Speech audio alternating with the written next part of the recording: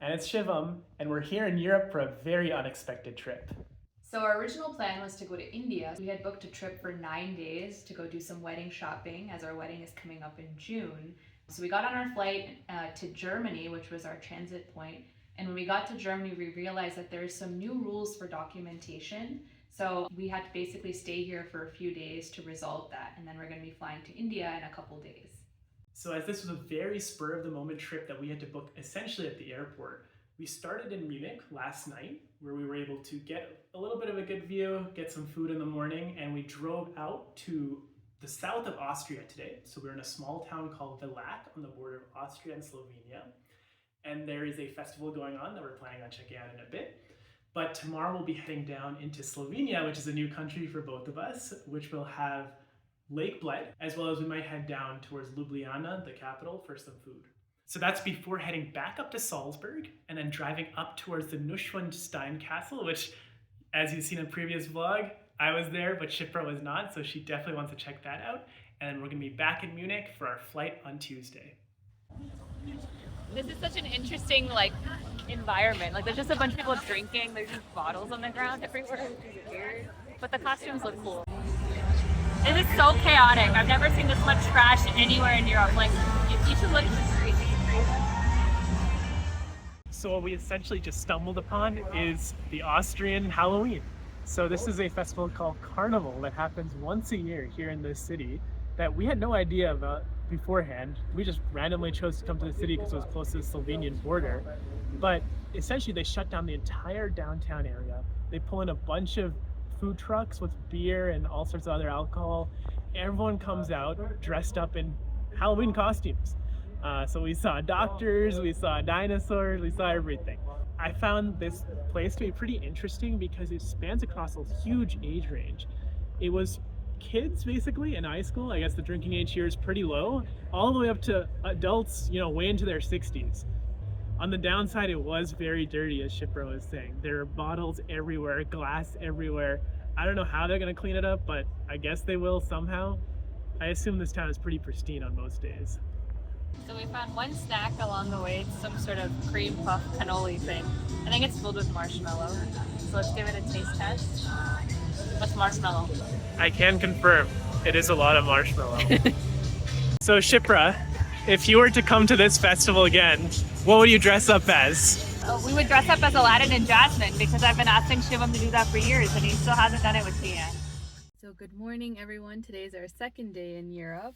Today we're still in Austria, but we're driving to Slovenia today to go visit Lake Bled, and we just stopped by to get some breakfast. There's not a lot of vegetarian options in Europe, so we've been getting breakfast mostly from grocery stores like yogurt drinks or pastries and things like that. Unfortunately, it's pretty rainy today. We were able to find an umbrella, so hopefully we can walk around and enjoy Lake Bled. The funny thing in Europe is that there's no eating in the car culture, so if anyone sees us, they stare at us. Yesterday we went to Aldi and we got some stuff for lunch and we were eating in the car. And this guy was getting out of his car and he just looked at me like I was a freak. So we've just arrived in Lake Bled after a 45-minute drive from Villach. And this is actually the most popular place to visit in Slovenia. So it's a very picturesque lake with very blue water. Unfortunately today we can't really quite get a view of that because it's raining and cloudy, but it surrounds an island in the middle which has a church. So this lake isn't just popular today, but it's actually been popular for almost 1,000 years, going all the way back to the Roman era. And now, it being such a large tourist attraction, they have a lot of boats here called pletnas, which are almost modeled after Italian gondolas that take you out to that island. Today, we're probably gonna have to skip that just because it is raining a lot. You can probably tell in this video I'm getting rained on right now and it's very cold. But nevertheless, it is a very fantastic view while we're here.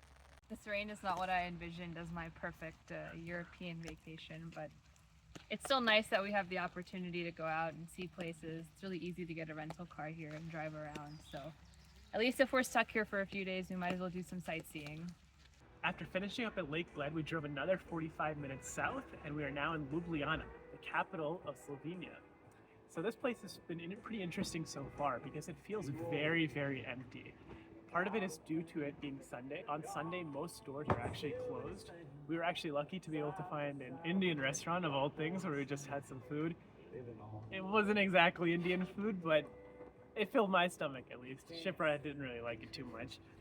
But now we're just gonna walk around a little bit, see what's around here, see if we can maybe get some dessert to wrap it up, and then we'll be heading back up to Austria over to Salzburg.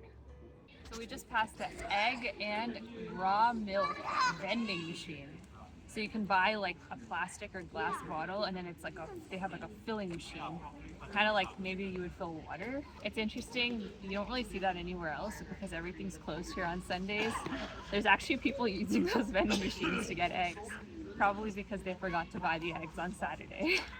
I'm feeling pretty wowed by Ljubljana. How about you, Shipra? Yes, me too. So as we're walking around, we notice nothing's open. But the only thing that is open is souvenir shops. And that's probably because the only people out here right now are people who are coming from outside of Slovenia and don't have anything to do, so they're just walking around outside. So yesterday we drove back from Slovenia and we stayed the night in Salzburg. So today we're exploring a little bit of Salzburg. And first we've come to the Mirabell Palace. And then after this we're going to be checking out the Neuschwanstein Castle in Germany. So we woke up a little bit late today. Honestly, we were up really late last night because, I don't know, we were looking at hotels and also the whole dilemma of trying to get to India plus the Super Bowl. But now we have come to the Mirabell Palace. Once a palace, but now a concert hall, which is actually an interesting point because Salzburg is a place where Mozart was born. And behind you can see this palace is really known for its really lush gardens. Unfortunately, today it's the winter, so we're not seeing too much. But during the summertime, it's like really nice. People really love coming here and just kind of hanging out in the park. And all the way in the back, you can see the highlight feature of Salzburg, which is their main castle. Similar to Ljubljana yesterday, the city revolves around this castle on a hill. So this bridge is similar to that bridge in Amsterdam that has all those locks, and this is the second bridge we've seen on this trip. And this is just so sweet. I was telling Shivam we really need to get a lock and put it somewhere in this world. So after a 3-hour drive from Salzburg, we finally made it over to the Neuschwanstein Castle. You can kind of see it in the back here. This is a place that's been on my list for a while. When I was an intern in Germany, I really wanted to come, but I don't think this is really accessible by train, and I didn't have a car at the time. So it's nice that since we're stuck here, we were able to come by and stop and see it. It definitely looks a little bit different from Shivam's videos. It looks a little bit nicer now because you can have like the snow-covered peaks in the background as well.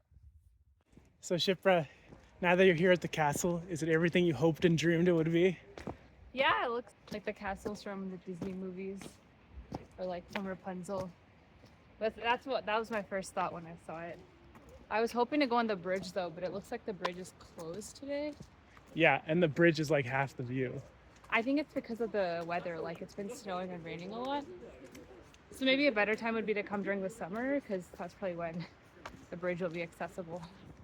So luckily it looks like the signs were just meant for a different day, but the bridge is open. Yeah, we made it to the bridge. This is the part that I wanted to see, so I'm glad I was able to get this viewpoint as well. And what do you think of it?